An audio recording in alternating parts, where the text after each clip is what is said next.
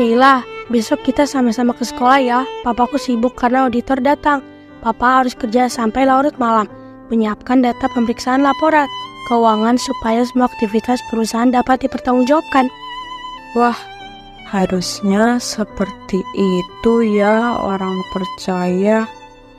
Karena suatu hari kelak Tuhan akan datang meminta pertanggungjawaban pada setiap orang percaya. Benar, walau saat ini yang memberikan talenta tidak terlihat. Inilah Tuhan Yesus berbicara lewat perumpamaan. Maka buat umat pilihan Tuhan harus paham maknanya. Kalau Bella pandai matematika, maka tanggung jawab kamu pasti berbeda dengan yang lain. Yuk kita perhatikan apa yang terjadi setelah Tuhan yang sudah memberikan talenta itu kembali meminta pertanggungjawaban. Bella mau perhatikan dengan cermat, teman-teman juga ya. Adik-adik, kita akan kembali merenungkan firman Tuhan dalam petualangan kita dalam kerajaan Allah. Karena itu, mari kita berdoa. Bapa di surga, kami bersyukur kepada Tuhan, kami boleh diberi kesempatan belajar firman Tuhan. Kami mohon belas kasihan Tuhan, agar Engkau membuka rahasia firman-Mu bagi kami. Dan biarlah ya Tuhan, kami menjadi orang-orang yang setia melakukan kebenaran firman-Mu dalam hidup kami. Dalam nama Tuhan Yesus kami berdoa. Amin. Adik-adik, kita masih menyimak perumpamaan yang Tuhan Yesus berikan tentang talenta. Masih ingat kan adik-adik, seorang Tuhan memberikan talenta kepada hamba-hambanya sesuai dengan kemampuan mereka masing-masing.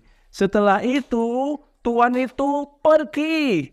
Setelah sekian lama, akhirnya Tuhan itu kembali ke rumahnya. Dan ketika kembali ke rumahnya, Tuhan ini mengadakan perhitungan dengan hamba-hambanya itu. Maka datanglah hamba yang pertama. Kalian ingat hamba yang pertama mendapatkan berapa talenta adik-adik? Mendapatkan 5 talenta. Dan hamba yang pertama ini datang kepada tuannya dengan sukacita dan dia berkata, Tuhan, 5 talenta Tuhan berikan kepada hamba. Lihat, hamba beroleh laba 5 talenta. 10 talenta hamba serahkan kepada Tuhan. Tuhan itu menjawab kepada hambanya, baik sekali pekerjaanmu, hai hambaku yang baik dan setia. Engkau telah setia kepada hal yang kecil. Aku akan berikan kepadamu tanggung jawab kepada perkara-perkara yang besar. Masuklah, ikutlah kebahagiaan Tuhan. Setelah itu adik-adik datang pula hamba yang kedua. Kalian ingat hamba yang kedua beroleh 2 talenta. Kemudian dengan sukacita juga dia datang kepada tuannya. Dan dia berkata, Tuhan, 2 talenta Tuhan sudah berikan kepada hamba. Lihat Tuhan, hamba beroleh laba 2 talenta. 4 talenta hamba serahkan kepada Tuhan. Apakah Tuhan ini kemudian menjawab, loh, kenapa hanya 4 talenta? Kenapa tidak 10 talenta? Kenapa tidak seperti hambaku yang pertama? Apakah demikian adik-adik? Tidak sama sekali. Tetapi jawaban kepada hamba yang kedua ini sama persis dengan jawaban Tuhan itu kepada hamba yang pertama.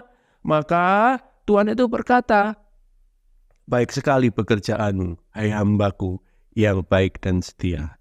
Engkau telah setia pada hal yang kecil, aku akan berikan kepadamu tanggung jawab pada perkara-perkara yang besar. Masuklah, ikutlah kebahagiaan Tuhanmu. Nah adik-adik, dari sini kita bisa belajar apa toh? Apakah kita boleh sombong kalau kita mempunyai banyak talenta? Oh, aku bisa juara di sekolah, pintar matematika, pintar fisika, aku bisa bermain musik, aku bisa menggambar, aku bisa melakukan banyak hal. Apa kita menjadi sombong? Tidak, adik-adik. Karena semua itu adalah pemberian Tuhan. Kemudian, saya nggak bisa banyak hal. Saya hanya bisa memasak, saya bisa menjahit. Nggak ada yang bisa tak sombongkan. Tidak perlu minder, adik-adik. Mengapa? Karena itu pun pemberian Tuhan. Yang Tuhan lihat bukan banyak atau sedikitnya, karena itu adalah pemberian Tuhan. Yang Tuhan lihat adalah bagaimana kita bertanggung jawab menggunakan setiap bakat talenta yang Tuhan berikan kepada kita. Nah, setelah hamba kedua selesai, maka datanglah hamba yang ketiga. Hamba yang ketiga ini datang dengan hati yang gelisah dan takut, adik-adik. Kenapa coba? Karena hamba yang ketiga ini tidak seperti hamba yang pertama dan hamba yang kedua. Dia tidak mengerjakan pekerjaan dia dengan baik. Dia mau mencari alasan dan berdalih. Makanya kemudian dia berkata kepada tuannya, "Tuan, hamba tahu sekarang kalau Tuhan adalah Tuhan yang kejam. Tuhan menuai di tempat Tuhan tidak menabur. Tuhan memungut di mana Tuhan tidak menanam. Itulah mengapa aku menjadi takut. Makanya aku pergi untuk menguburkan 1 talenta yang Tuhan berikan ke dalam tanah. Sekarang ini talenta milik Tuhan." Adik-adik, hamba ini mengatakan tuannya sebagai Tuhan yang jahat. Benarkah perkataan hamba ini, adik-adik? Tentu tidak. Bukankah Tuhan ini telah memberikan talenta kepada masing-masing orang sesuai dengan kemampuannya? Dan kalian masih ingat kan, 1 talenta itu jumlah orang yang sangat besar. Pada waktu itu katanya 1 talenta itu adalah sama dengan gaji seorang upahan selama 20 tahun. Besar sekali bukan, adik-adik? Nah, si hamba ini hanya ingin menutupi kesalahan dan kemalasannya, maka dia menuduh tuannya sebagai Tuhan yang jahat. Dan Tuhan ini tahu kelakuan hambanya. Maka Tuhan ini kemudian berkata kepada hambanya, "Hai hamba yang jahat dan malas, kalau engkau tahu kalau aku adalah Tuhan yang kejam, seharusnya lah kamu sudah memberikan uang itu kepada orang yang bisa mengerjakan uang, yang bisa menjalankan uang, supaya ketika aku kembali, aku memperoleh uangku itu bersama-sama dengan bunganya." Apakah maksud perkataan Tuhan ini, adik-adik? Tuhan ini tahu kalau kamu sebenarnya malas. Kalau kamu benar-benar tahu kalau aku jahat, ya seharusnya kamu harus lebih bekerja keras supaya kamu tidak mendapat marah dari Tuhanmu. Seharusnya kamu memberikan uang itu kepada orang yang bisa mengerjakan uang itu supaya uang itu berkembang. Sehingga nanti Tuhan itu datang dan bisa membalikan dengan bunga-bunganya. Tapi karena dia menutupi kemalasannya, itulah yang dia sampaikan kepada Tuhan. Makanya Tuhannya berkata demikian. Dan Tuhan itu kembali berkata kepada hamba itu, "Karena itu ambillah 1 talenta dari hamba yang jahat ini, berikan kepada yang mempunyai 10 talenta. Karena setiap orang yang mempunyai, kepadanya akan diberikan segala sesuatu untuk kelimpahannya. Tapi untuk orang yang tidak mempunyai, akan diambil segala sesuatu yang ada padanya." Apa maksud dari perkataan tuannya ini, adik-adik? Perkataan ini mengatakan bahwa setiap orang yang mempunyai iman, dia akan melihat semua yang dia punyai adalah milik Tuhan. Termasuk hidupnya pun adalah milik Tuhan. Sehingga dia tidak sembarangan menggunakan hidupnya. Dia tidak sembarangan menggunakan waktunya. Dia tidak sembarangan menggunakan setiap bakat talenta yang Tuhan berikan kepadanya. Kan dia mau menggunakan dan mengerjakan segala sesuatu dengan sungguh-sungguh untuk mempermuliakan Tuhan. Orang seperti ini akan mendapatkan kelimpahan karena mereka nantinya akan bersama-sama menikmati kemuliaan dan sukacita bersama dengan Tuhan di surga. Bagaimana dengan orang yang tidak mempunyai? Orang yang tidak mempunyai atau tidak mempunyai iman, sehingga mereka tidak mempunyai pengertian bahwa segala sesuatu yang dia punya adalah milik Tuhan. Bahkan dia tidak menyadari hidupnya pun sebenarnya adalah milik Tuhan. Sehingga dia sembrono, sembarangan, melakukan segala sesuatu hanya untuk kepentingan diri sendiri. Yang penting aku puas, yang penting aku senang. Orang-orang seperti ini adalah orang-orang yang akan kehilangan hidup. Artinya adalah orang-orang yang akan dilempar ke dalam kematian yang kekal. Terpisah dengan Tuhan selama-lamanya. Adik-adik, bagaimana dengan hidup kita?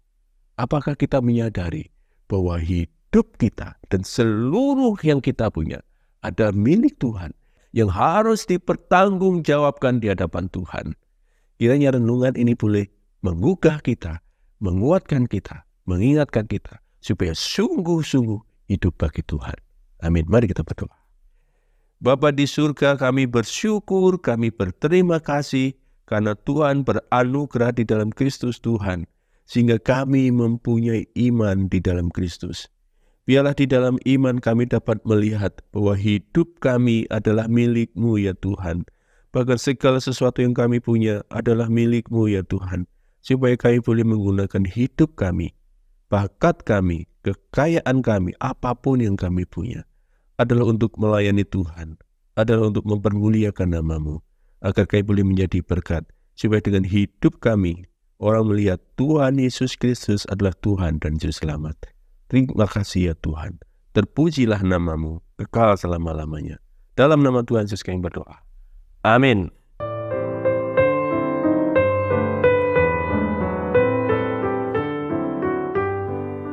Bella, aku jadi ingat ada teman kita di sekolah yang tidak bisa membayar uang sekolah.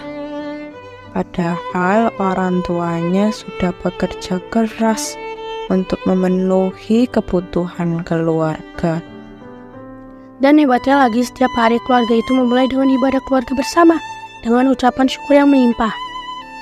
Nah, itu mungkin mereka cuma dapat 1 talenta, tapi dikembangkan dengan sangat baik, sehingga Tuhan memperluas usahanya dan memberikan kedamaian kepada mereka. Yang jelas, setiap orang akan dihakimi bukan dari jumlah yang dihasilkan, namun dari seberapa mereka bekerja keras dalam kovenan dengan Allah. Wah, Kayla mau ajak orang tua Kayla untuk bersyukur atas perjanjian atau kovenan yang diterima dan lebih giat bekerja. Yuk kita lakukan hal baik dengan membaca dari Matius 26 ayat 1-5 dan seterusnya.